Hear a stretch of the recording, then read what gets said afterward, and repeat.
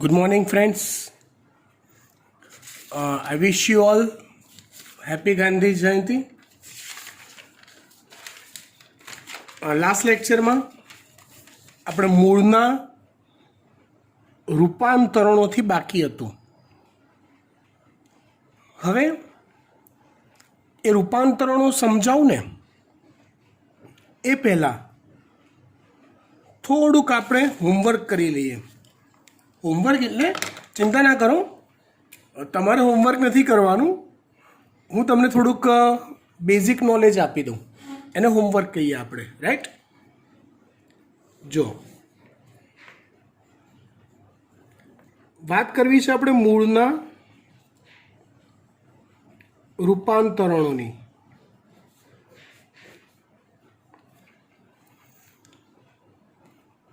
અથવા એવું કહેવાય કે મૂળ દ્વારા થતા જે સામાન્ય કાર્યો હોય, ચલો મૂળ દ્વારા થતા સામાન્ય કાર્યો કયા? તો આપણે કહીએ જમીનમાંથી પાણીનું શોષણ કરવું, ખનિજ દ્વારા ક્ષારનું શોષણ કરવું, શોષણ કરી એનું વહન કરવું, સમગ્ર વનસ્પતિને જમીન સાથે જકડી રાખવી, ટટ્ટાર ટાઈટ રાખવી. આ બધા મૂળના મૂળભૂત કાર્યો કહેવાય. ખનિજ પોષક દ્રવ્યોનો વધારાના ખોરાકનો, સંચિત ખોરાકનો સંગ્રહ કરવો, વનસ્પતિ વૃદ્ધિ અંતઃસ્ત્રાવોનું સંશ્લેષણ કરવું. આ મૂળભૂત કાર્ય છે મૂળના, કે દરેક વનસ્પતિના મૂળ આટલા કામ તો કરે જ છે. અહીંયા હું એવું કહું છું કે મૂળ દ્વારા થતા સામાન્ય કાર્યો સિવાય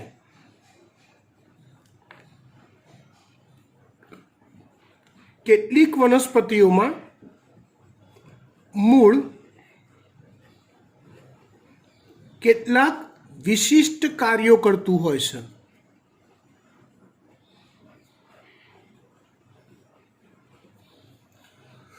શું કરતું હોય છે? કેટલાક વિશિષ્ટ કાર્યો કરતું હોય છે. આ વિશિષ્ટ કાર્ય કરવા પાછળનો હેતુ શું? મતલબ એને સોંપાયેલા જે મૂળભૂત કાર્યો છે એ સિવાયના બી કાર્યો એ કરે છે. એના માટે એમાં રૂપાંતરણ અથવા ફેરફાર થયેલા હોય છે.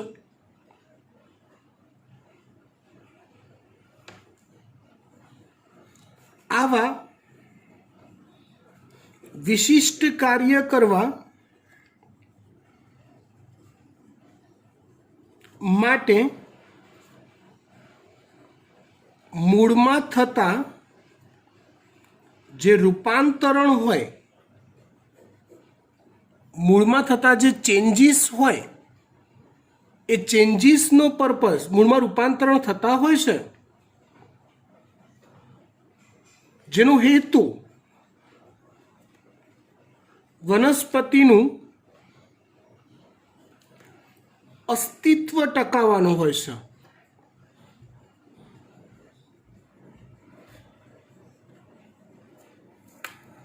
સાદી ભાષામાં પોતાનું અસ્તિત્વ ટકાવી રાખવા માટે વનસ્પતિના મૂળ એ એના જે મૂળભૂત સામાન્ય કાર્યો છે એ સિવાયના કેટલાક વિશિષ્ટ કાર્યો કરતા હોય છે. બરાબર?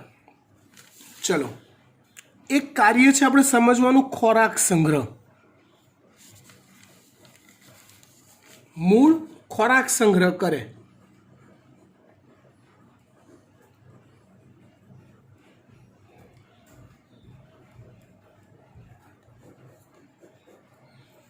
હું એક ઉદાહરણ લઈને તમને સમજાવું, ધ્યાન આપજો. આપણે બધાએ શિયાળામાં ગાજર ખાધા હશે, ગાજરનો હલવો ખાધો હશે. ક્યાંક ક્યાંક ઉનાળામાં પણ, અને ક્યારેક ક્યારેક ચોમાસામાં તો લગભગ નથી હોતા, પણ ઉનાળામાં પણ આપણે ગાજર ખાધા હશે. હું તમને પૂછું, એ સવાલનો જવાબ આપું. શિયાળામાં મળતા ગાજર અને ઉનાળામાં તમને મળતા ગાજર, આ બંનેમાં ફરક શું હોય? યસ, ફરક એ છે કે શિયાળામાં મળતા જે ગાજર હોય એ પ્રમાણમાં વધારે મોટા હોય, લાલ કલરના હોય, હે ને? અને ઉનાળામાં મળતા જે ગાજર છે પ્રમાણમાં નાના ટબુડિયા હોય અને કેસરી કલરના હોય, હે ને? તમે ગાજરને જો આડી સ્લાઇસ પાડો એની, તો વચ્ચે એક પીળા કલરનો ભાગ દેખાય સળંગ. તો સમજો બરાબર. ધારો કે આ કોઈ એક ગાજરનું સામાન્ય મૂળ છે.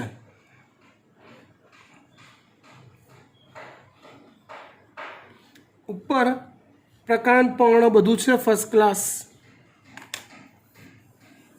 આમાં કેવું હોય છે કે ચોમાસાની ઋતુ દરમિયાન વનસ્પતિમાં ગાજરમાં, બરાબર ધ્યાનથી સમજો, આમાંની કોઈ વસ્તુ ચોપડીમાં લખેલી નથી, એટલે હું જે સમજાવું છું એ જ સમજીને તમારે કન્સેપ્ટ સમજવાનો છે.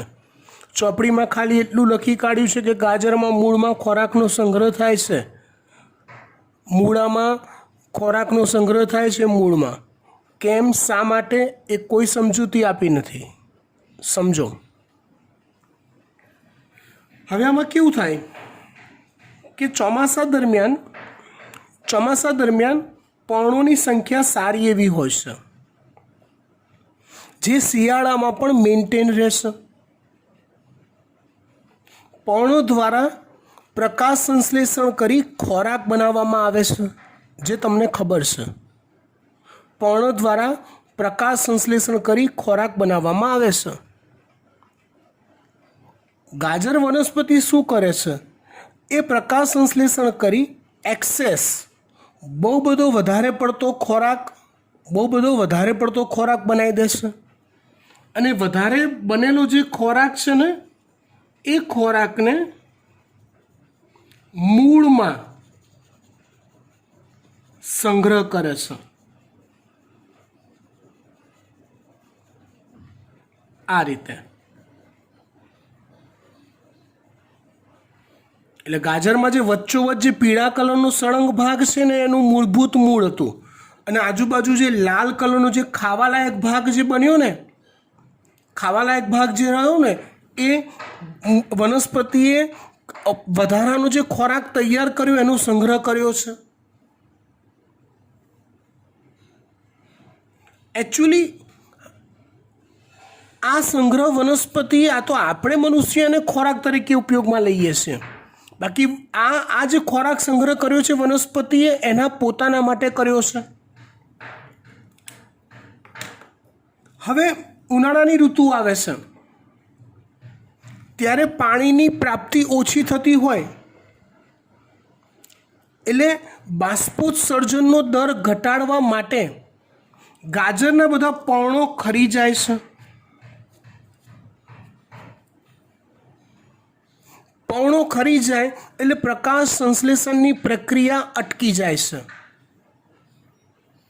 હવે જો પ્રકાશ સંશ્લેષણ અટકી ગયું એટલે ખોરાક બનતો અટકી ગયો. પણ ગાજર પોતાનું અસ્તિત્વ જાળવી લે છે. જ્યારે ઉનાળામાં પોતાનો પર્ણો ખેરવી દે, બાષ્પોત્સર્જનથી પાણીનો વ્યય અટકાવવા માટે, ત્યારે આ જે સંગ્રહિત ખોરાક છે એ વનસ્પતિ વાપરતી જાય છે. ને એટલે જ એ લાલ ભાગ ધીમે ધીમે વપરાતા નાનો થતો જાય છે, વપરાતા કેસરી બનતો જાય છે. ફરી પાછું ચોમાસું આવે છે, ફરી પાછા પાંદડા આવે છે, ફરી પાછો એ ખોરાકનો સંગ્રહ કરે છે, ફરી પાછું શિયાળામાં એ પ્રકાંડ પર્ણો અને મૂળનો ભાગ લાલ થઈ જાય છે, શંકુ આકારનો મસ્ત.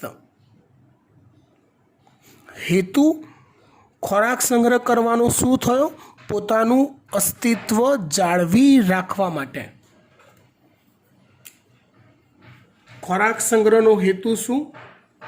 પ્રતિકૂળ સમયે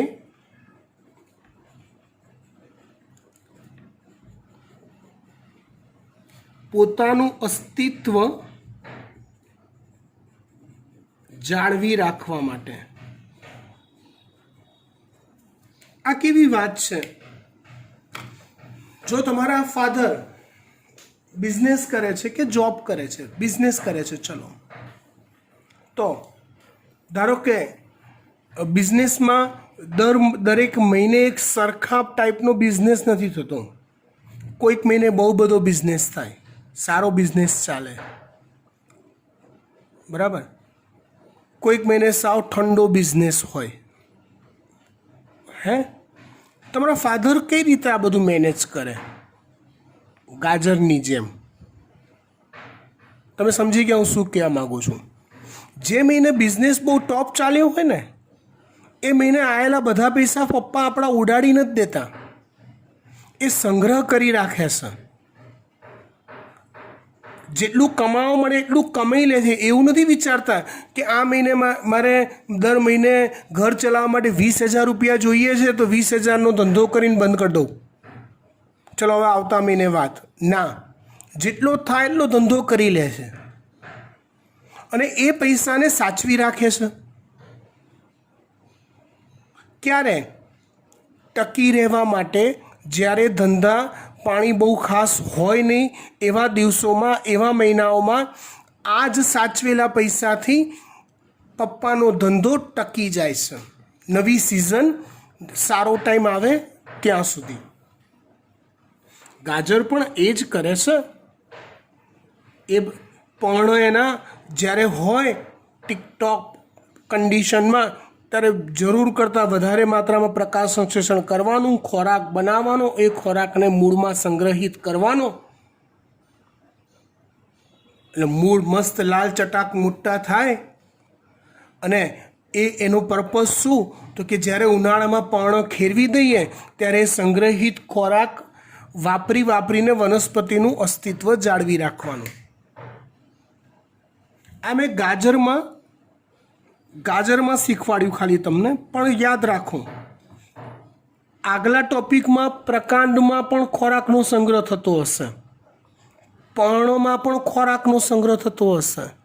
ઇન શોર્ટ, જો કોઈ વાનસ્પતિક ભાગ ખોરાક સંગ્રહનું રૂપાંતરણનું કાર્ય કરતો હોય કે વિશિષ્ટ કાર્ય કરતો હોય, તો એની પાછળનું લોજિક આ જ હોય. આ લોજિક ફિક્સ છે કે ખોરાક સંગ્રહ કરવાનો, જરૂર પડે ત્યારે વાપરવા માટે.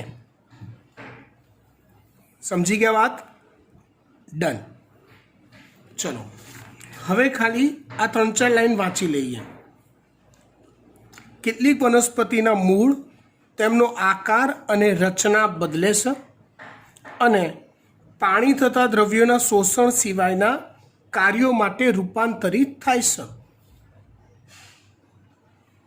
તેઓ આધાર, ખોરાકનો સંગ્રહ અને શ્વસન જેવા કાર્યો કરવા રૂપાંતરિત થાય છે.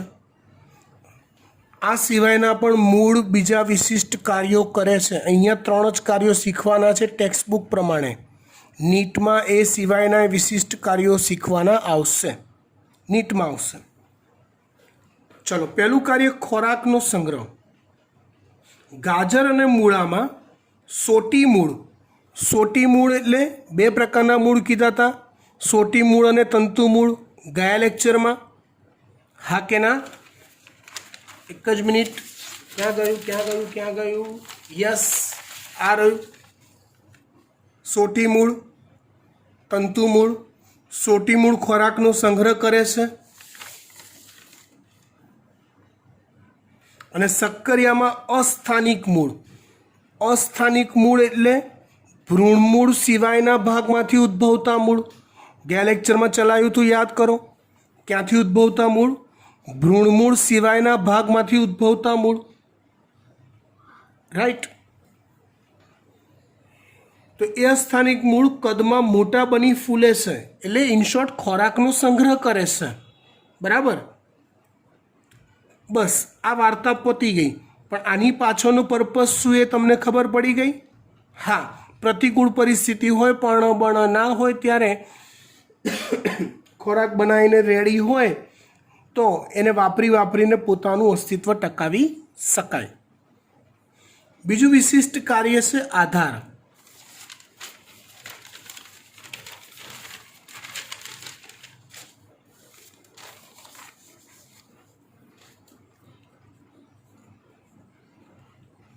મૂળ આધાર આપવાનું કામ કરે. આધારનો અર્થ થાય છે સપોર્ટ. આધારનો અર્થ થાય છે સપોર્ટ આપવો. ઓલું જેનું બેલેન્સ ના રહેતું હોય એને સપોર્ટ આપવો પડે છે. અત્યારે તમારા ઘરમાં તમારા બા દાદા કે દાદી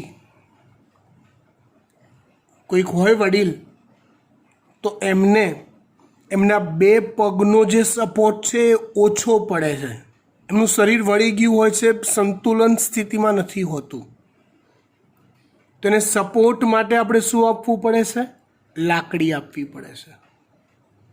કેટલીક વાર ખાલી એ લાકડીથી કામ ના ચાલે તો વોકર આપવી પડે છે, 4 પાયાવાળી. એને સપોર્ટ આપ્યો કહેવાય, પડી ના જાય એના માટેનો. તો અહીંયા એવા જ સપોર્ટની વાત છે. મૂળ સપોર્ટ આપવાનું કામ કરે છે. ચલો હું એક ઉદાહરણ લઉં વડનું.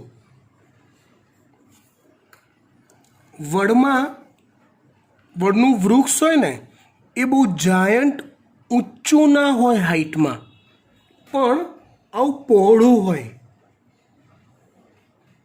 આમ પહોળું હોય, આ રીતે. આ બધા પર્ણો હોય બધા અહીંયા. હવે તમે સમજો, એની આ જે શાખાઓ હોય ને એ આખી આડી વિકસતી હોય. આડી વિકસે ને એટલે ફિઝિક્સ તમને મારા કરતાં સારું આવડે છે. એટલે અહીંયા ગુરુત્વાકર્ષણ બળની અસર લાગે જ. આમ હવે ગુરુત્વાકર્ષણ બળની જો અસર લાગે તો એ ડાળીઓ ધીમે ધીમે કેમ કે વજનદાર ભારે ડાળીઓ છે, અને જો આવી આડી વિકસતી હોય તો ધીમે ધીમે લચી પડે, ક્રેક પડી જાય, વનસ્પતિનો નાશ થઈ જાય.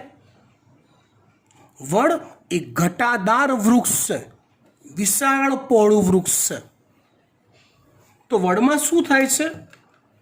એના પ્રકાંડમાંથી આવી જે આડી જે શાખાઓ છે પ્રકાંડની, એમાંથી આવા મૂળ ઉદ્ભવે છે. ચલો હું તમને પૂછું, પ્રકાંડમાંથી ઉદ્ભવતા મૂળ હોય તો તમે એને કેવા મૂળ કહો? સ્થાનિક કે અસ્થાનિક? યસ, અસ્થાનિક. ગયા લેક્ચરમાં સ્પષ્ટ, ચોખ્ખી, નીટ એન્ડ ક્લીન વાત કરી હતી. બીજની ગર્ભધરીના ભ્રૂણમૂળમાંથી જે ઉદ્ભવે એ કહેવાય સ્થાનિક, બાકી બધા કહેવાય અસ્થાનિક. અહીંયા પ્રકાંડમાંથી મૂળ ઉદ્ભવે છે જે અસ્થાનિક છે. આ જમીન છે અહીંયા, તો આ મૂળ ધીમે ધીમે વૃદ્ધિ પામતા જાય. તમે આવા જે મૂળ છે એને આપણે વડની વડવાઈ કહીએ છીએ. એ ધીમે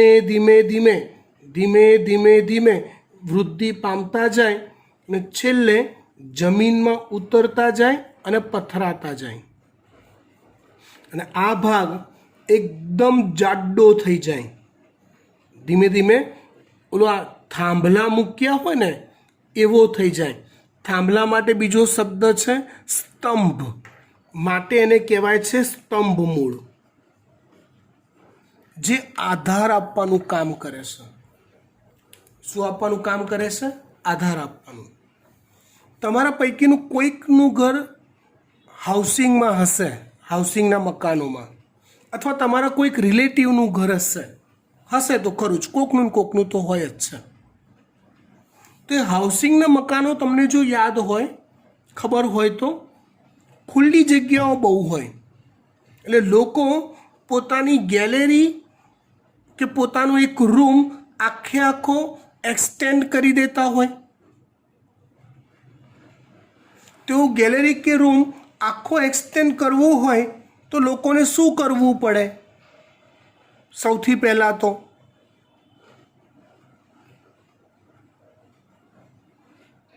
સમજી ગયા, પાયા નાખવા પડે જમીનમાં, પિલ્લર ઊભા કરવા પડે, પછી એ રૂમ એક્સટેન્ડ કરી શકાય આડો ગુરુત્વાકર્ષણની દિશામાં, મતલબ આડો બનાવો તો એ આડો બનાવેલો ભાગ જે છે એ સ્લેબ એ તૂટી ના જાય, નીચે પડી ના જાય. બસ તો એ જ કામ વડમાં થાય છે. એવું બીજું ઉદાહરણ છે મકાઈ અને શેરડી.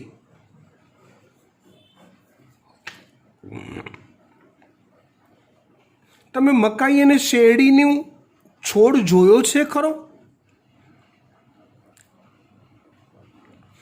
તો આશરે 2 મીટર કરતાં મકાઈનો 1.5-2 મીટર જેટલો હોય, એવી રીતે શેરડીનો પણ 1.5-2 મીટર જેટલો ઊંચો છોડ હોય. હવે એ મકાઈ અને શેરડીમાં જે મૂળ તંત્ર હોય ને જમીનમાં રહેલું, એ તંતુમય હોય, મતલબ કે આવું તાંતણા જેવું હોય.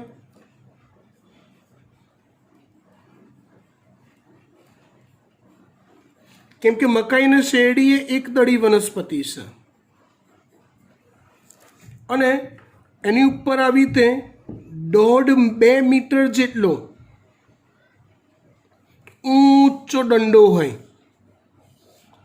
અને મકાઈમાં શેરડી છે ખોરાકનો સંગ્રહ કરે છે. સમજો, એના પ્રકાંડમાં ખોરાકનો સંગ્રહ થાય છે. શેરડીમાં તમે જે ખાઓ છો જે ભાગ, એ શું છે? એની આંતરગાંઠ છે. આંતરગાંઠ એટલે 2 ગાંઠ વચ્ચેનો વિસ્તાર છે. યાદ કરો, તમે શેરડી ખાવાનું દ્રશ્ય યાદ કરો.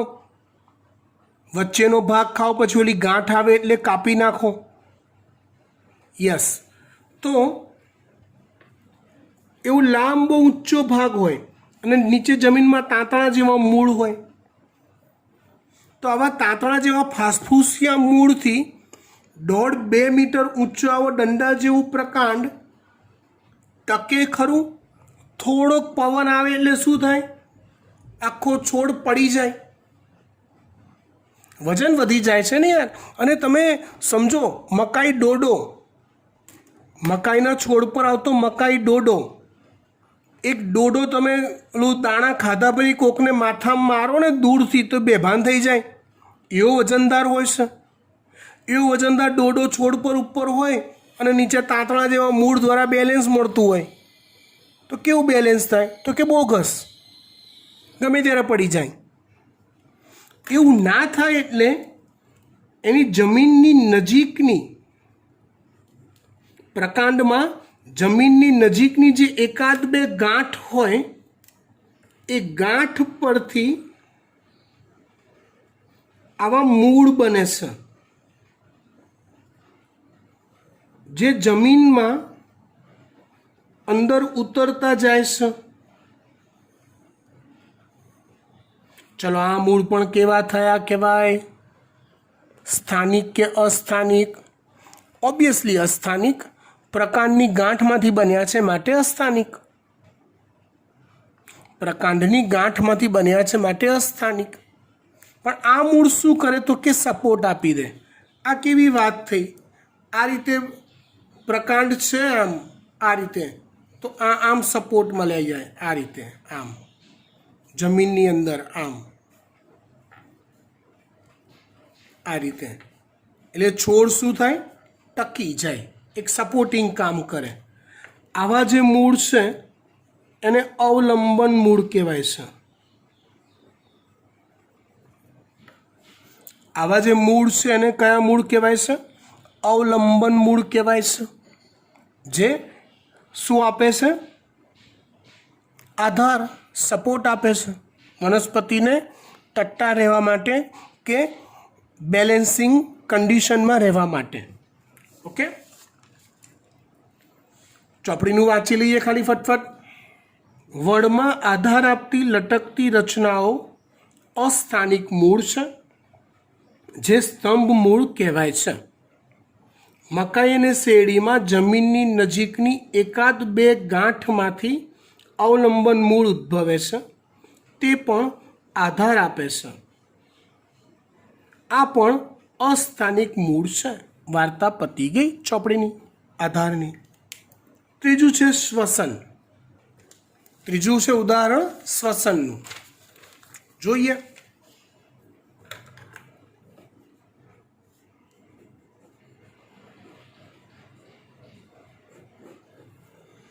જો આમ તો વનસ્પતિમાં મૂળ, પ્રકાંડ, પર્ણ આ બધા જ અંગો શ્વસન કરતા હોય છે. આપણા શરીરની વાત કરીએ, આપણા શરીરની આ નોલેજ માટે છે ખાલી. તો આપણા શરીરમાં શ્વસનાંગ કયું? તો મોટા ભાગના લોકો કહેશે નાક, નોઝ.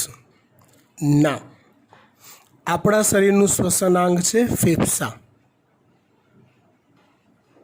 આપણે ફેફસા દ્વારા શ્વસન કરીએ છીએ અને ફેફસા આખા શરીર માટેનું ટોટલ ઓક્સિજન શોષી વાયા બ્લડ દ્વારા આખા બોડીના ઈચ એન્ડ એવરી ટિશ્યુ સેલને પ્રોવાઈડ કરે છે ઓક્સિજન.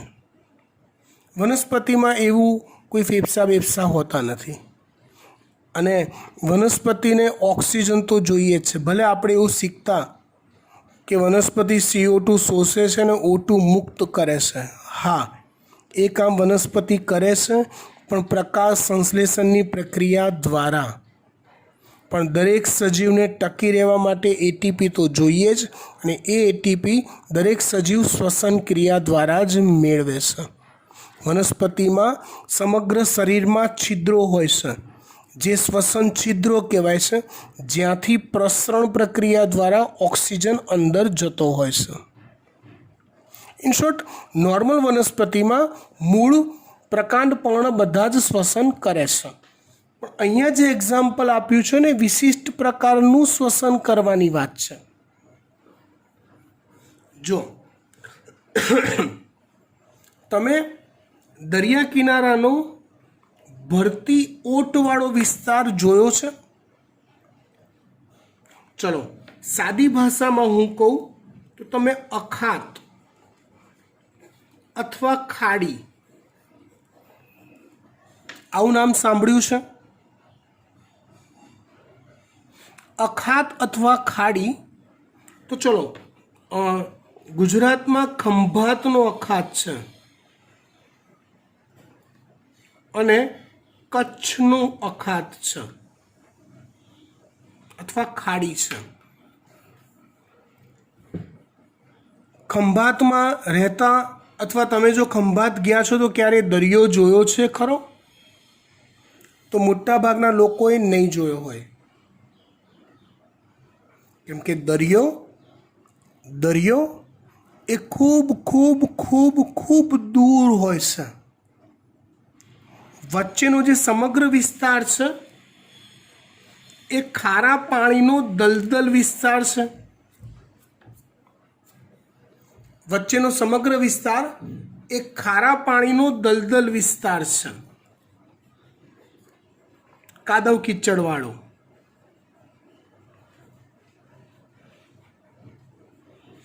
એટલે કેવું, દરિયામાં ભરતી આવે તો પાણી કિલોમીટરો સુધી અંદર આવી ગયું હોય. ઓટ આવે તો પાણી કિલોમીટરો સુધી પાછું જતું રહે. તો કેટલુંક પાણી જે ભરાઈ ગયું હોય ને એનાથી ખારા પાણીનો દલદલ બને. આવા દલદલમાં મેંગ્રુવ્સ વનસ્પતિઓ ઉગે. કઈ વનસ્પતિઓ ઉગે? મેંગ્રુવ્સ. એવી એક વનસ્પતિનું અહીંયા ઉદાહરણ આપ્યું છે, રાઇઝોફોરા. હવે એ વનસ્પતિ તો ટકાટક છે, પણ આ દલદલ છે ને ખારા પાણીનો, તમને જો ખબર હોય તો ચોમાસામાં જેને ખેતીનો બિઝનેસ હોય એને ખાસ ખબર હોય, ચોમાસામાં વધુ પડતો વરસાદ પડે ને તો આપણે એવું કહીએ કે પાક બધો બળી ગયો. તો શું આગ લાગીને બળી ગયો હોય? ના. બહુ બધો વરસાદ પડ્યો હોય ને એટલે ખેતર પાણીથી ભરેલું ને ભરેલું રહે, અને ખેતર જ્યારે પાણીથી સતત ભરેલું ને ભરેલું રહે ને એટલે અંદર ઉતરવા માટે, અંદર ઓક્સિજનને ઉતરવા માટે જગ્યા ના રહે. નોર્મલી કેવું હોય, જમીનની અંદર બી થોડો થોડો ઓક્સિજન ઉતરતો જતો હોય છિદ્રો દ્વારા, અને એ ઓક્સિજન મૂળ ઉપયોગમાં લેતા હોય. પણ સતત 10 દિવસ 15 દિવસ 20 દિવસ પાણીથી ખેતર ભરેલું હોય તો એના કારણે ઓક્સિજન અંદર ના ઉતરે, અને ઓક્સિજન અંદર ના ઉતરે એટલે મૂળ શ્વસન ના કરે અને મૂળ મૃત્યુ પામે, અને મૂળ મૃત્યુ પામે એટલે આખી વનસ્પતિ મૃત્યુ પામે. આવું થતું હોય છે નોર્મલ ડેઝમાં, નોર્મલ વનસ્પતિમાં. પણ રાઇઝોફોરાને તો આ દર 15 દિવસની ઘટના છે. દરિયામાં દર 15 દિવસે ભરતી આવે ને 15 દિવસે ઓટ આવે, એટલે ખારા પાણીનો દલદલ 12 માસ રહેશે એ જ્યાં વસવાટ કરે છે ત્યાં. તેને એના મૂળનો ઓક્સિજનનો પ્રોબ્લેમ 12 માસ રહેશે. તો એ શું કરે, તો કે એની જમીનની અંદરના જે મૂળ છે ને, એ જમીનની અંદરના મૂળમાંથી આવા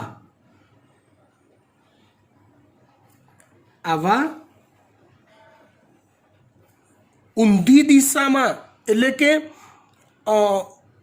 લંબક્ષે ઊભા બહારની બાજુ આવતા. નોર્મલી મૂળની વૃદ્ધિ તમે કઈ દિશામાં વિચારો? જમીનની દિશામાં વિચારો ને. આ ઊંધી દિશામાં, ઉપરની દિશામાં મૂળ વૃદ્ધિ પામે, અને એ મૂળ આવા એ દલદલની આખા બહાર આવી જાય, અને દલદલની બહાર આવ્યા પછી એ મૂળમાં આવા સૂક્ષ્મ છિદ્રો હોય જે જમીનના મૂળ સાથે કનેક્ટેડ જ હોય, અને એ સૂક્ષ્મ છિદ્રોને શ્વસન છિદ્રો કહેવાય. અને એ છિદ્રોમાંથી, એ હવામાંથી ઓક્સિજન શોષે અને જમીનના મૂળને આપે. તમે જુઓ લોજિક, 3 વિશિષ્ટ કાર્યોમાં હેતુ તો શું આવ્યો? પોતાનું અસ્તિત્વ ટકાવી રાખવાનો.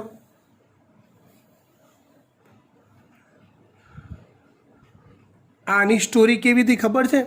એટલે ખબર છે, પિક્ચરોમાં ક્યાંક આપણે જોયું હોય, દરિયામાં કે એની અંદર પાણીમાં કોઈક વ્યક્તિ ઉતરે અંદર, તો એક ટોટી લઈને કે દંડો લઈને ઉતરે, ને દંડાનો એક છેડો પોતાના મોઢામાં રાખ્યો હોય અને બીજો છેડો ઉપર હવામાં હોય, પોતે પાણીની અંદર હોય, તો એ હવામાંથી ઓક્સિજન શોષતો હોય વધુ લાંબો ટાઈમ અંદર રહેવા માટે.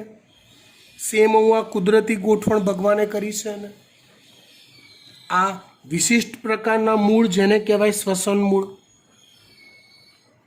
વળની વળવાઈ તો અસ્તિત્વ ટકાઈ રાખવા માટે, આ બધું પડી ના જાય એના લીધે. અવલંબન મૂળ તે પણ એના માટે જ, છોડ પડી ના જાય એટલે. આ કે જો આવા મૂળ ના હોત, શ્વસન મૂળ વનસ્પતિ પાસે ના હોત તો એ કોવૈન મૃત્યુ પામત, આખી વનસ્પતિ જાતિ જ નાશ પામત, રાઇઝોફોરા. કેમ કે દર 15 દિવસે આવી રીતે પાણી ભરાઈ જાય છે, ખારું પાણી દલદલવાળું. એટલે આ શ્વસન મૂળ અને અસ્તિત્વ ટકાવી રાખવામાં ફાયદારૂપ થાય છે. વિશિષ્ટ પ્રકારના મૂળ છે, રૂપાંતરણ છે. વાંચી લઈએ. કાદવવાળા વિસ્તારમાં વિકાસ પામતી રાઇઝોફોરા જેવી કેટલીક વનસ્પતિઓમાં ઘણા મૂળ જમીનમાંથી બહાર આવે છે અને ઉપર તરફ અનુલંબ રીતે ઊભા અનુલંબ એટલે ઊભા રીતે વિકાસ પામે છે. આવા મૂળને શ્વસન મૂળ કહે છે, જે ઓક્સિજન મેળવવા ઉપયોગી થાય છે. આવા મૂળને શ્વસન મૂળ કહે છે, જે ઓક્સિજન મેળવવા ઉપયોગી થાય છે. અહીંયા મૂળની ચર્ચા આપણે પૂરી કરી.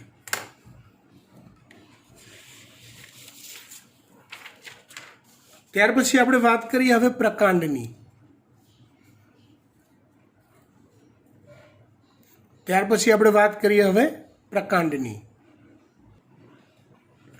વાત કરીએ પ્રકાંડની.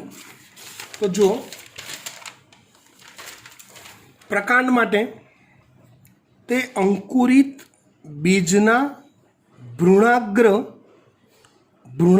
કે પ્રાંકુરમાંથી વિકસે છે. एक ज मिनिट हो। अंकुरित बीजना भ्रूणाग्र के प्रांकुर मांथी विकसे छे। गया लेक्चर में आपणे आ बात करी थी। आ बीज होय तो बीजना 4 भाग कीधा था। भ्रूणाग्र, भ्रूणमूळ, उपराक्ष અને અધરાક્ષ।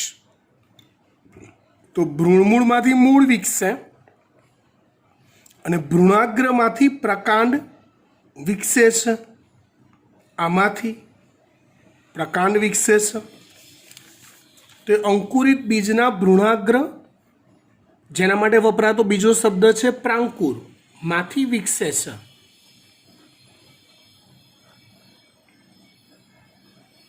પ્રકાંડ એ શાખાઓ, પર્ણો, પુષ્પ, ફળ ધારણ કરતો વનસ્પતિની મુખ્ય અક્ષનો ઉર્ધ્વગામી ભાગ છે।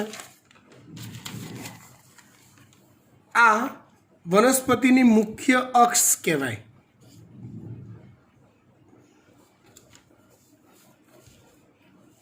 આ મુખ્ય અક્ષ કહેવાય। મુખ્ય અક્ષનો આ અધોગામી ભાગ કહેવાય અને મુખ્ય અક્ષનો આ ઉર્ધ્વગામી ભાગ કહેવાય। આ અધોગામી ભાગ અને આ ઉર્ધ્વગામી ભાગ।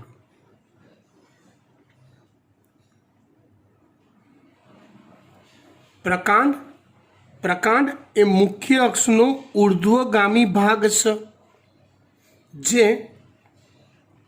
પર્ણ, કલિકાઓ એટલે કે અગ્રકલિકા, કક્ષકલિકા, એમાંથી આવી રીતે અહીંયા ધારો કે શાખા બનતી હોય,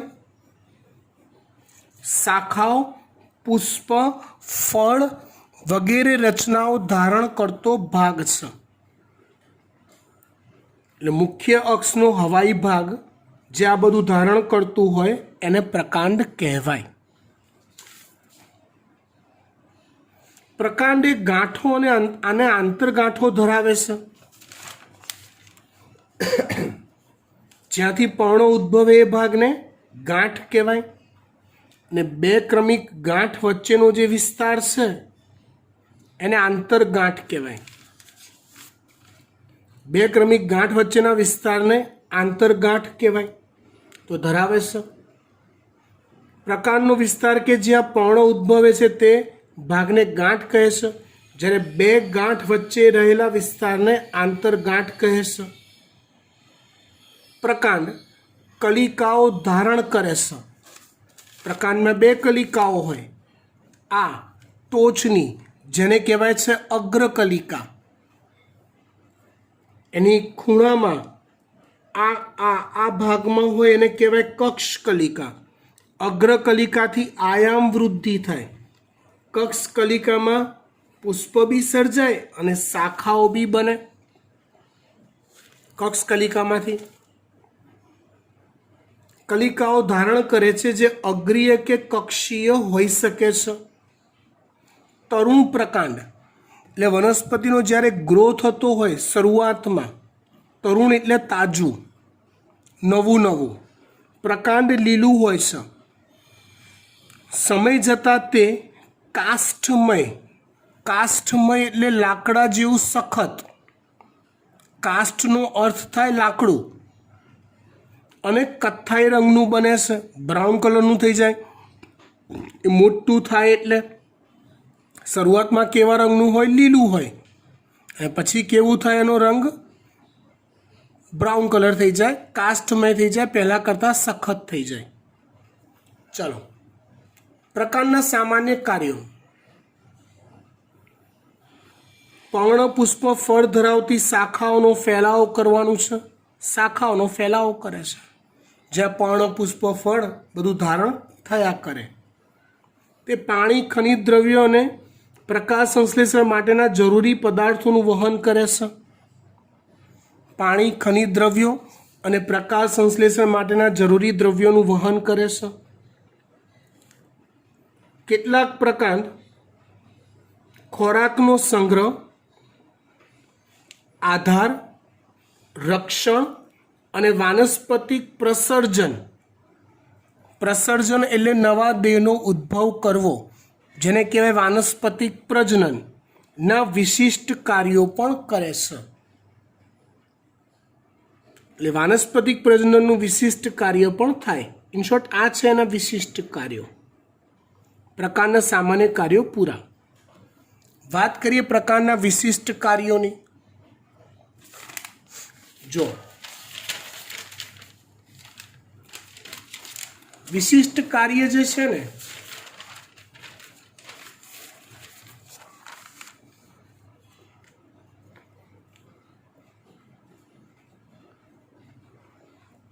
પ્રકારના વિશિષ્ટ કાર્યો માટેના રૂપાંતરણ. પહેલું રૂપાંતરણ છે ખોરાક સંગ્રહ.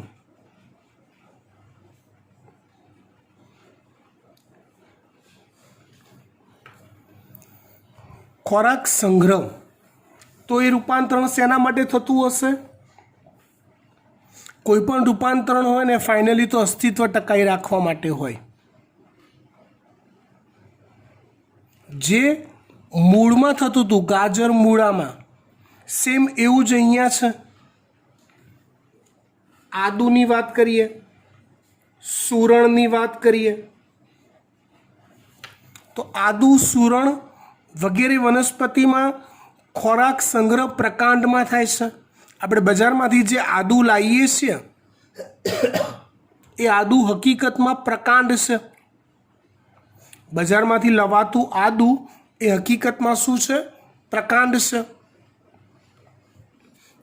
આ જમીન છે, આ જમીન હોય તો એ આદુ જે છે ને એ પ્રકાંડ આખું જમીનમાં આડું વિકસે છે. આમ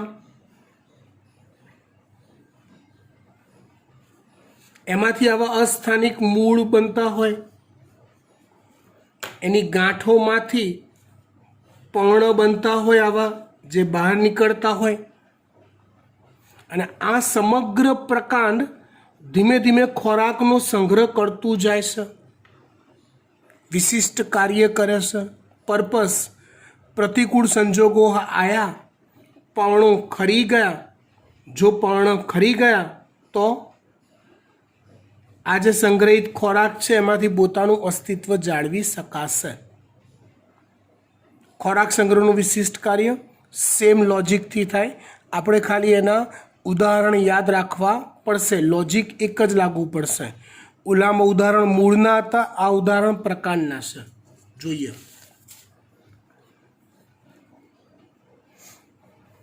બટાકા. હવે બટાકા જે છે ને એમાં આવું હોય. આદુની વાત કરી, બટાકામાં આવું પ્રકાંડ જે હોય ને એ અડધું બહાર હોય, હવાઈ કહેવાય.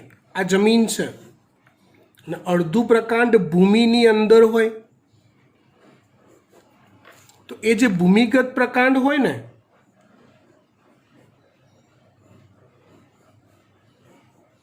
એ ભૂમિગત પ્રકાંડની કક્ષકલિકા પર ખોરાકનો સંગ્રહ થાય.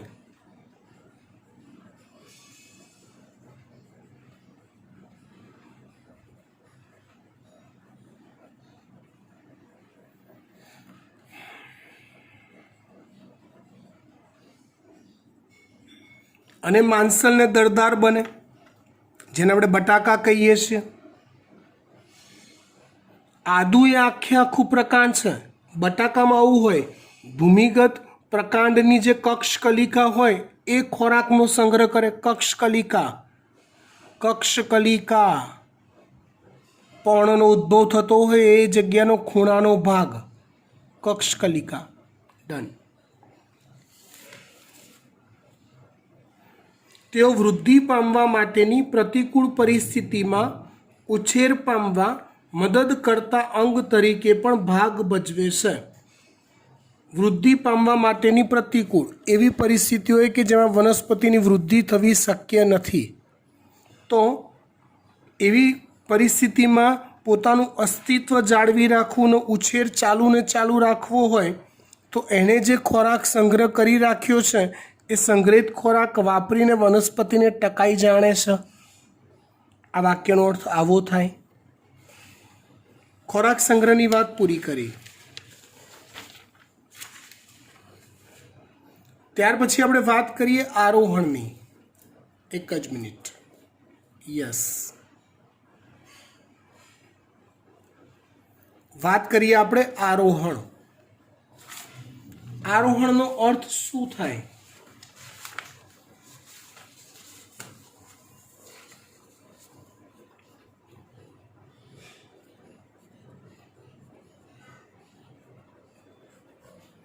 આરોહણનો અર્થ થાય ચઢાણ કરવું.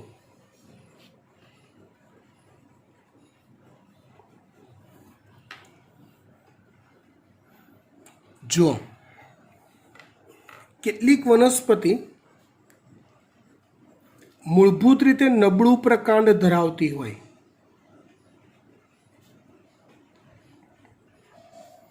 અને નબળું પ્રકાંડ ધરાવવાના લીધે એ ટટ્ટાર ઊભી ન રહી શકતી હોય.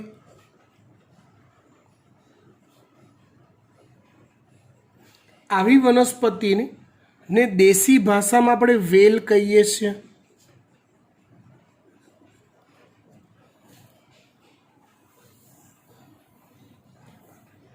હવે કુદરતે તો જ્યારે વનસ્પતિનું સર્જન કર્યું ત્યારે તો બધું જંગલ જ હતું ને. ખેતી તો મનુષ્ય દ્વારા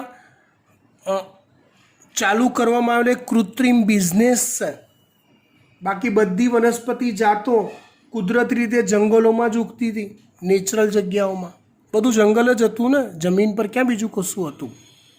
આ તો મનુષ્યએ પોતાના ફાયદા માટે કોન્ક્રીટના જંગલો ઊભા કર્યા છે, જેને આપણે શહેર કહીએ છીએ. હવે જંગલમાં બહુ વિશાળ વૃક્ષો હોય, ઊંચા ઊંચા, તો એ વૃક્ષો સૂર્યપ્રકાશને નીચે તળિયા સુધી ન પહોંચવા દે. ખબર છે આપણે ઓલી ચંપક ને ઓલી ચાંદામામાં એવી બધી સ્ટોરીઓ વાંચતા હતા નાના હતા ત્યારે. હજી પેલું ઝગમગ ને બધું આવે છે ન્યૂઝપેપરમાં, બાળ વાર્તાઓ. એમાં જંગલની સ્ટોરી હોય એટલે શરૂઆત કેવી રીતે થાય? એક ઘનઘોર જંગલ હતું, ઘનઘોર. તો ઘનઘોરનો અર્થ શું થાય? એટલા બધા ઘટાદાર વૃક્ષો નજીક નજીક ગોઠવાયેલા છે કે દિવસ દરમિયાન પણ તમે જંગલની અંદર ઘૂસો છો તો તમને અંધારું મળે છે. સીધો સૂર્યપ્રકાશ અંદર સ્પર્શી શકતો નથી તળિયા સુધી. એને ઘનઘોર જંગલ કહેવાય. હવે આવા જંગલો હોય અને આવી નબળી પ્રકાંડ ધરાવતી વનસ્પતિઓ હોય, તે તો આપણી નીચે નીચે તળિયે રહે અને સૂર્યપ્રકાશ માટે વલખા મારે, પ્રકાશ મળે નહીં, અને પ્રકાશ સંશ્લેષણ કરશે તો પોતે ટકવાની છે ને. પ્રકાશ સંશ્લેષણ કરવાની જગ્યા જ નથી. પ્રકાશ આવે તો કરે ને. એટલે આવી વનસ્પતિ શું કરે? તો આવી નબળું પ્રકાંડ ધરાવતી વનસ્પતિઓ આરોહણ કરે, બીજી વનસ્પતિઓ પર, અને એક ઊંચાઈ પર પહોંચવા પ્રાપ્ત કરે. એ પોતાના નબળા પ્રકાંડથી વીંટળાઈ જાય, સમજો, અને એક ઊંચાઈ પર પહોંચવા પ્રાપ્ત કરે, પ્રયત્ન કરે. પર્પસ સૂર્યપ્રકાશની પ્રાપ્તિ. ઊંચાઈ પર જશે તો સૂર્યપ્રકાશ મળશે તો પોતાનું અસ્તિત્વ ટકાઈ શકાશે. તો આ રીતે પોતાનું અસ્તિત્વ ટકાવી રાખવા માટે વનસ્પતિ આરોહણ કરે છે. અહીંયા એ આરોહણ માટેના વિશિષ્ટ રૂપાંતરણ આપ્યા છે. કોના આપ્યા છે? પ્રકાંડના. આરોહણ કક્ષકલિકામાંથી, કક્ષકલિકા ક્યાં ગઈ? એક મિનિટ, કક્ષકલિકા ખોવાઈ ગઈ. બરે અરે કક્ષકલિકા ખૂણો, રાઈટ. તો કક્ષકલિકામાંથી પ્રકાંડ સૂત્ર, સૂત્રનો અર્થ થાય દોરી, વિકસે છે. એટલે કેટલીક વનસ્પતિઓમાં કેવું હોય, આવું પ્રકાંડ હોય, આ પર્ણો હોય, આ ખૂણામાં કક્ષકલિકા હોય, તેમાંથી આવી કુંતલાકારની દોરીઓ વિકસે કક્ષકલિકામાંથી. એટલે કક્ષકલિકામાંથી પ્રકાંડ સૂત્ર વિકસે.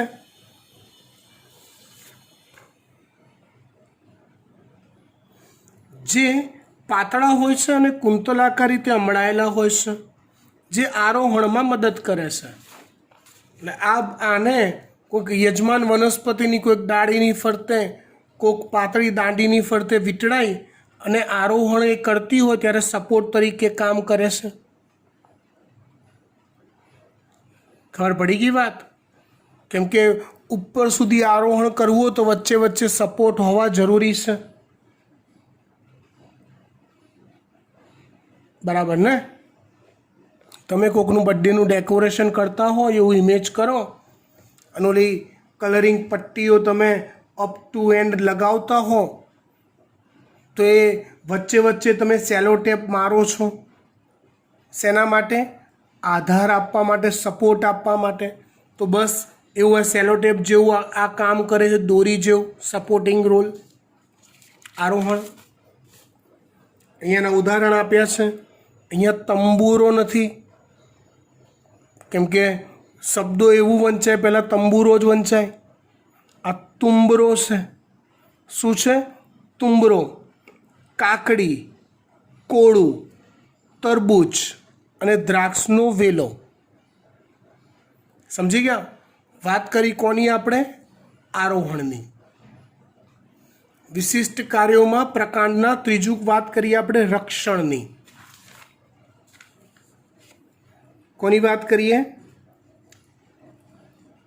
રક્ષણ. તો કેટલીક વનસ્પતિમાં કેવું હોય ખબર છે? આ પર્ણો હોય, તેની કક્ષકલિકામાં આવા કાંટા હોય.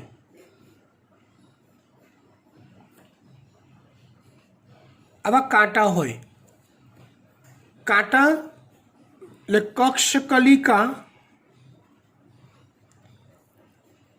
એ શૂળ અથવા કાંટામાં રૂપાંતરિત થયેલી હોય. કક્ષકલિકા શૂળ અથવા તો કાંટામાં રૂપાંતરિત થયેલી હોય.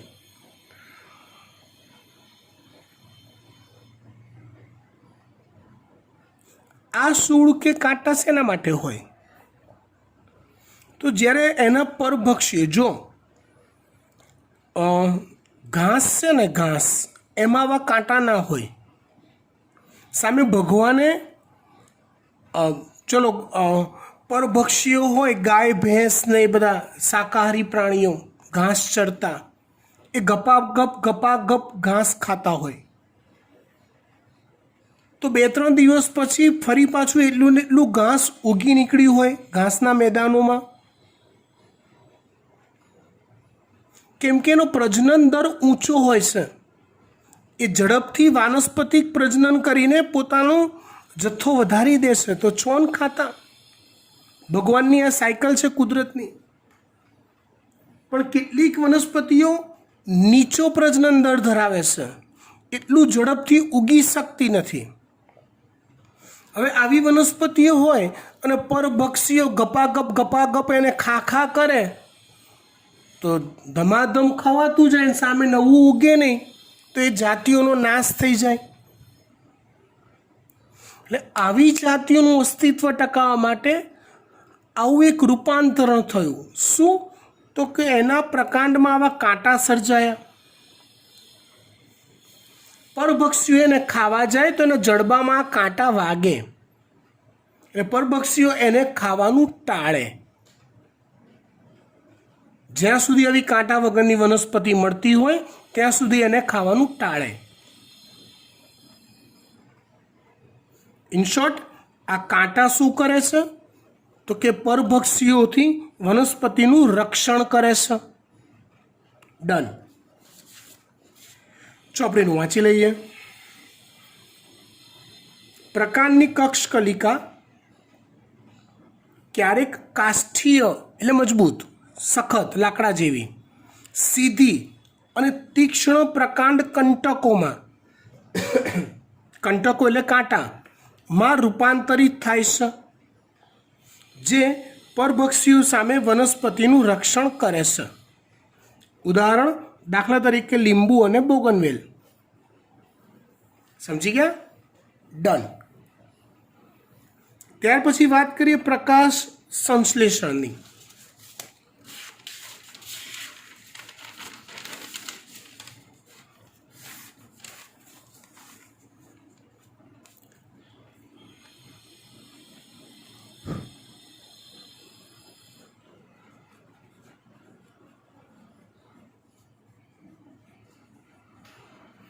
જો દોસ્તો, નોર્મલી પ્રકાશ સંશ્લેષણનું કામ કોનું છે? કોણ કરે છે આ કામ? તો કે પર્ણ કરે છે। નોર્મલી પ્રકાશ સંશ્લેષણનું કામ કોણ કરે છે? તો કે પર્ણ કરે છે, હે ને? પણ શુષ્ક પ્રદેશમાં જો પર્ણ છે ને મુખ્ય બે કામ કરે, એક પ્રકાશ સંશ્લેષણ અને બાષ્પોત્સર્જન। પ્રકાશ સંશ્લેષણમાં ખોરાક બનાવે અને બાષ્પોત્સર્જનમાં પાણીનો નિકાલ કરે। મૂળ દે જમીનમાંથી પાણી શોષતું જાય ધીમે ધીમે કરીને। જેટલું પાણી શોષાય એમાંથી 2-3%, 1%, 2% જેટલું પાણી વાપરે અને બાકીનું બધું બાષ્પોત્સર્જન દ્વારા પર્ણ ઉડાડી દે।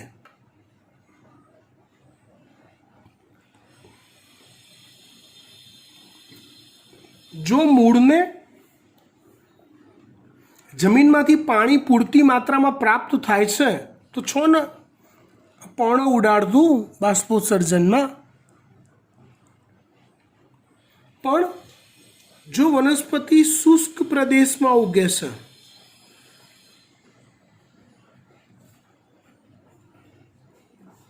જેને જમીનમાંથી પાણી બહુ ઓછો ટાઈમ માટે પ્રાપ્ત થતું હોય, તો આવી વનસ્પતિમાં જો પર્ણ લાંબો ટાઈમ ટકે તો આખી વનસ્પતિ સુકાઈ જાય અને નાશ થઈ જાય એનો, કેમ કે જમીનમાંથી પાણી મળે નહીં, ના બાષ્પોત્સર્જન દ્વારા પાણી દે ગુમાયા કરે। એટલે શુષ્ક પ્રદેશમાં ઉગતી જે વનસ્પતિઓ છે, દાખલા તરીકે ફાફડા થોર,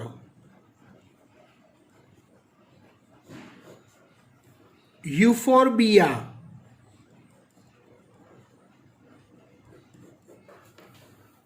આ વનસ્પતિઓ શું કરે ખબર છે?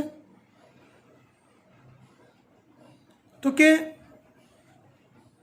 ચોમાસાના અમુક ચોક્કસ ટાઈમ પૂરતું પોતાના ઝીણા પર્ણો લાવે અને પછી એ ખેરવી દે, અને એનું જે પ્રકાંડ હોય ને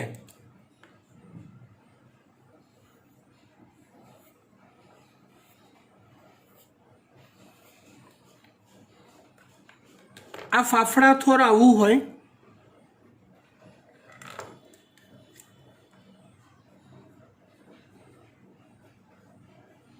એમાં જે ગ્રીન કલરનો ભાગ છે ને એનું પ્રકાંડ છે, એ ચપટું થઈ જાય, પણ જેવું. આમ જનરલી પ્રકાંડ નળાકાર હોય ને, આ પ્રકાંડ ચપટું થઈ જાય, પણ હરિત દ્રવ્ય યુક્ત હોય. કેવું હોય પ્રકાંડ? હરિત દ્રવ્ય યુક્ત હોય. એટલે એ પ્રકાંડની મદદથી પ્રકાશ સંશ્લેષણ કરે. પર્ણો ખેરવી દીધા છે એટલે આ બંનેના ઇસ્યુ આવે તો બાષ્પોત્સર્જન અટકી ગયું, એ ફાયદો થયો. જમીનમાંથી આમે પાણી નહીં મળતું બહુ. સામે પ્રકાશ સંશ્લેષણ કરવાનો ઇસ્યુ આવે તો અહીંયા પ્રકાંડ પ્રકાશ સંશ્લેષણ કરી લેશે, હરિતદ્રવ્ય ધરાવતું હોવાથી. યુફોર્બિયામાં સેમ એવું જ છે, પણ યુફોર્બિયામાં આવું હોય, પ્રકાંડ આવું નળાકાર હોય.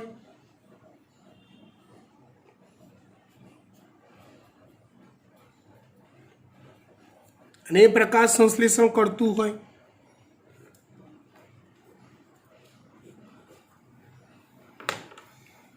ઇન શોર્ટ, પ્રકાશ સંશ્લેષણનું મૂળભૂત કાર્ય કોણે કરવાનું હોય? પર્ણએ. પણ ફાફડા અથવા યુફોર્બિયામાં એ કામ કોણ કરે છે? પ્રકાંડ. ઓકે. શુષ્ક પ્રદેશમાં ઉગતી કેટલીક વનસ્પતિઓના પ્રકાંડ હરિત દ્રવ્ય યુક્ત હોય છે, જે પ્રકાશ સંશ્લેષણ કરવા સક્ષમ હોય છે. દાખલા તરીકે ફાફડા થોર, યુફોર્બિયા, ચપટું પ્રકાંડ, નળાકાર પ્રકાંડ, હરિતદ્રવ્ય યુક્ત, પ્રકાશ સંશ્લેષણ કરે. ત્યાર પછી વાત કરીએ આપણે વાનસ્પતિક પ્રજનનની. કયું પ્રજનન? વાનસ્પતિક પ્રજનન.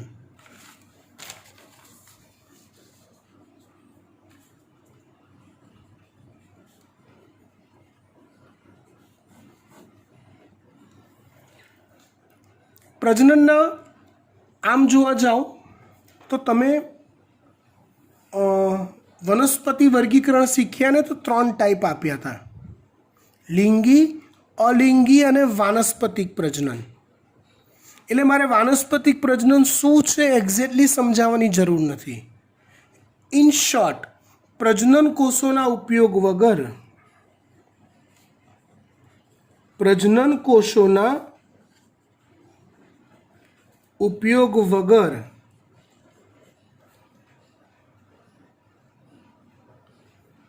વનસ્પતિના કોઈ ભાગમાંથી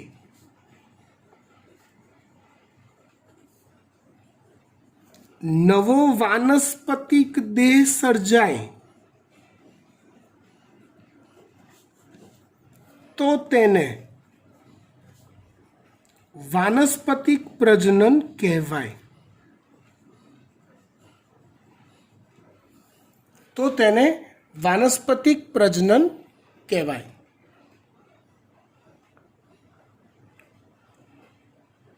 સમજો. અહીંયા અલગ અલગ ઉદાહરણ આપ્યા છે, અલગ અલગ ટાઈપથી વાનસ્પતિક પ્રજનનના, પણ જે ચર્ચા કરી છે દરેક ભાગ પ્રકાંડની કલિકાઓ છે.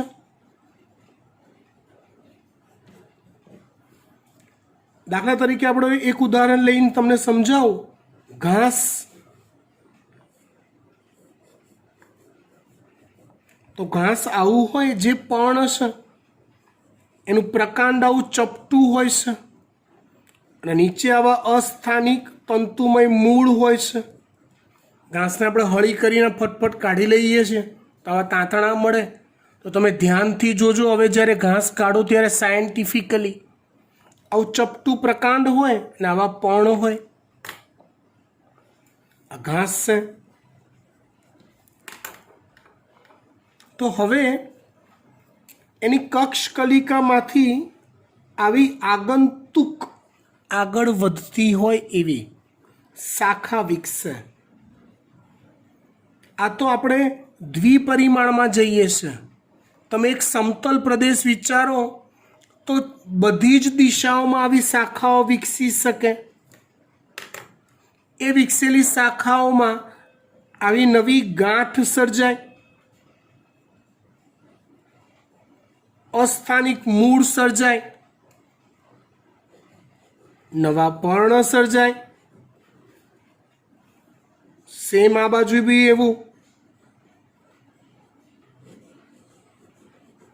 પછી ભલે ને આ દેહ ધીમે ધીમે મૃત્યુ પામતો, પણ મૃત્યુ પામી પેલા નવા દેહ સર્જી કાઢ્યા. આને કહેવાય વાનસ્પતિક પ્રજનન. આ જ લોજિક પર કામ કરવાનું છે. ઉદાહરણ બદલાયા છે, મેથડ બદલાય છે, પણ સિસ્ટમ એક જ. પ્રકારની નવો દેહ બને. જૂનો ભલે પછી મૃત્યુ પામતો, પણ પ્રજનન કોષોની મદદ વગર આવા નવા દેહનું સર્જન થઈ જાય. જોતા જઈએ, એક એક ઉદાહરણ સમજતા જઈએ. ઓકે. ઘાસ અને સ્ટ્રોબેરીમાં ભૂગર્ભીય પ્રકાંડ જમીન, ભૂગર્ભ એટલે બહુ ઊંડે નહીં, જમીનની અંદર થોડેક જ અંદર હોય. આ રહ્યું ભૂગર્ભીય પ્રકાંડ છે. એટલે હું સારો શબ્દ વાપરું છું, ભૂમિગત પ્રકાંડ. ચપટું હોય. ઘાસ અને સ્ટ્રોબેરીમાં ભૂગર્ભીય પ્રકાંડ નવા ભાગો કે કલિકા વિકસાવે છે, જે જમીનમાં પ્રસરે છે. પછી આગળ આ લોકોએ કશું લખ્યું નથી. એ પ્રસરેલા ભાગોમાં આ રીતે નવી ગાંઠ બને, એમાંથી પર્ણ સર્જાય ને મૂળ સર્જાય. જૂનો ભાગ મૃત્યુ પામે તો નવા દેહ અસ્તિત્વ જાળવી રાખે. જ્યારે જૂના ભાગોનો નાશ થાય ત્યારે નવા પ્રસરેલા ભાગોમાંથી નવા દેહનું નિર્માણ થાય છે. ફુદીનો અને જુઈ જેવી વનસ્પતિમાં મુખ્ય ધરીના તલભાગમાંથી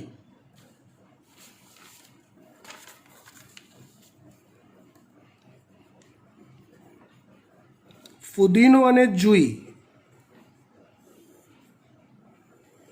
આ મુખ્ય ધરી છે તો એના તલભાગમાંથી અહીંથી ઉપર તરફ પાતળી શાખાઓ વિકસે છે. આ શાખાઓ હવાઈ રીતે વિકસ્યા બાદ કમાન આકારે વળીને જમીનના સંપર્કમાં આવે છે.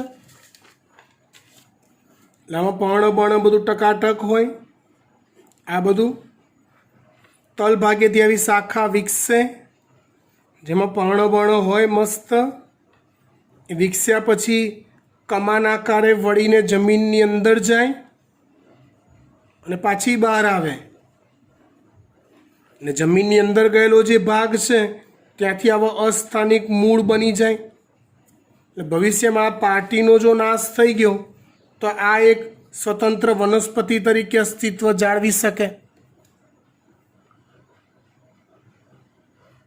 ડન.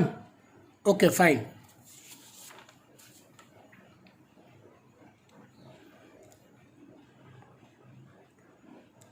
આ જમીનમાં સંપર્કમાં આવેલા ભાગમાંથી અસ્થાનિક મૂળ બને અને નવો દેહ સર્જાય.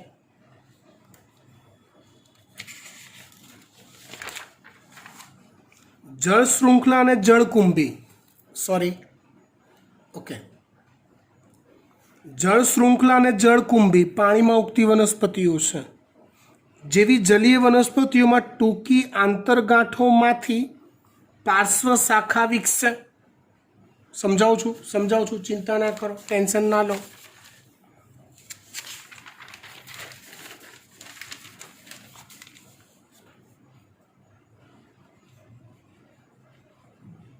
જળ શૃંખલા, જળકુંભી. ધારો કે આ પાણી છે. શું છે આ પાણી? આ ઉપર સપાટી છે, પાણીની સપાટી છે. જળ શૃંખલા અને જળકુંભીમાં આવવું હોય, આ પ્રકાંડ,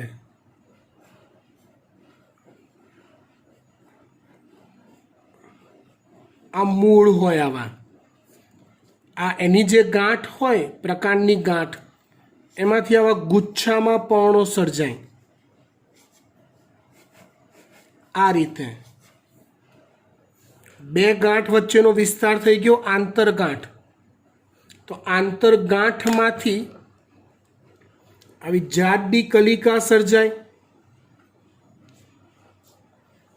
એ કલિકામાં ગાંઠ બને જેમાંથી આવા પર્ણો સર્જાય. અસ્થાનિક મૂળ સર્જાય. એવું આ બાજુય થાય, ઓલી બાજુય થાય. છેલ્લે આ મૂળ પાર્ટી ભલે નાશ પામે, આ બધી અલગ અલગ વનસ્પતિ તરીકે ટકી રહે. વાનસ્પતિક પ્રજનન કહેવાય. અને જળશૃંખલ અને જળકુંભી જેવી જલીય વનસ્પતિઓમાં ટૂંકી આંતરગાંઠોમાંથી પાર્શ્વ શાખાઓ વિકસે છે જે પાણીમાં પ્રસરી નવા દેહનું સર્જન કરે છે.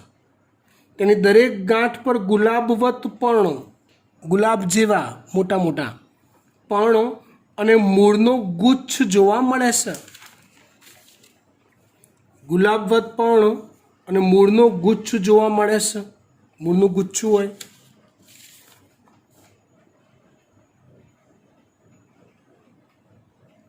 કેળા, અનાનસ અને ગુલદાઉદી. કેળા, અનાનસ અને ગુલદાઉદીમાં મુખ્ય પ્રકાંડના તલ પ્રદેશ અને ભૂગર્ભીય ભાગમાંથી પાર્શ્વીય શાખાઓ વિકસે છે જે જમીનની નીચે આડી વિકાસ પામી ત્યારબાદ ત્રાંસી થઈ ઉપરની તરફ બહાર આવીને પર્ણપ્રરોહમાં વિકસે છે કે પરિણમે છે. અહીંયા આવી વાત કરી છે. આ જમીન, આ વનસ્પતિ છે. તો પ્રકાંડનો ભૂમિગત ભાગ અથવા તો હવાઈ તલ પ્રદેશ, એમાંથી આવી શાખા વિકસે જે સમાંતરે પ્રસરતી જાય જમીનમાં નીચે, પછી બહાર આવે, પર્ણબણ ધારણ કરે, એટલે નવો ગ્રોથ થાય, અસ્થાનિક મૂળ બને એ ભાગેથી. પછી આનો જ્યારે નાશ થાય ત્યારે આ તૂટી જાય. સમજી ગયા? ઓકે. આ થયા વાનસ્પતિક પ્રજનનના પ્રકાર. તમારા હોમવર્કમાં ચોપડીમાં આપ્યું છે એ તો બધું લખવાનું જ છે, જે મેં કલરિંગ પેજથી તમને લખીને આપ્યું છે. પણ તમારે એક નવું હોમવર્ક કરવાનું છે.